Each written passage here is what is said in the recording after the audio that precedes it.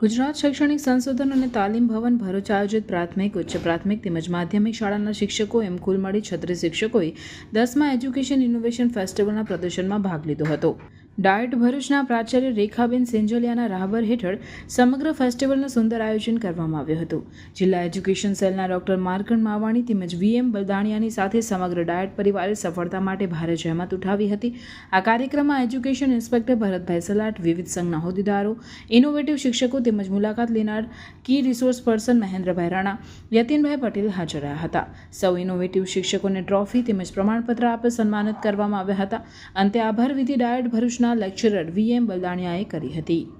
ભરૂચ જિલ્લાના માધ્યમિક, ઉચ્ચતર માધ્યમિક તેમજ પ્રાથમિક શાળાના 36 જેટલા ઇનોવેશન અહીંયા જિલ્લા શિક્ષણ તાલીમ ભવન ભરૂચ ખાતે પ્રેઝન્ટ કરવામાં આવ્યા છે. તેમજ 450 જેટલા મુલાકાતી શિક્ષકો જુદા જુદા તાલુકાઓમાંથી મુલાકાત લેવા પધારેલ છે.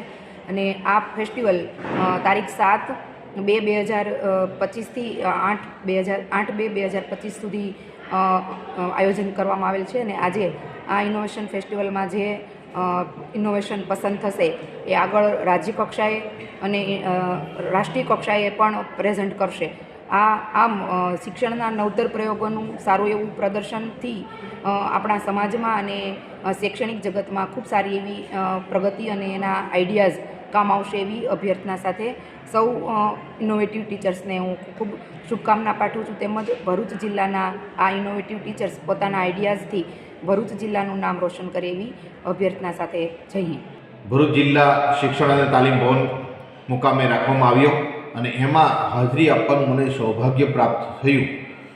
જુદા જુદા વિભાગોમાંથી શિક્ષકોએ ખરેખર ખૂબ મહેનત કરી અને એક સારું એવું પ્રોત્સાહન પૂરું પાડવા માટે એક કાર્ય કર્યું છે. અને એને ભરૂચ જિલ્લા પ્રાથમિક શિક્ષક સંઘ ખૂબ બિરદાવે છે. અહીંયાથી જે કૃતિઓ રાજ્ય પર જાય એ શ્રેષ્ઠ કૃતિઓ ભરૂચ જિલ્લાનું નામ રોશન કરે. અને એ તમામ આ ભાગ લેનાર શિક્ષકોને અને જે કડી મહેનત કરીને પોતાના જે મોડ્યુલ રજૂ કર્યા છે એને મારી શુભકામનાઓ છે.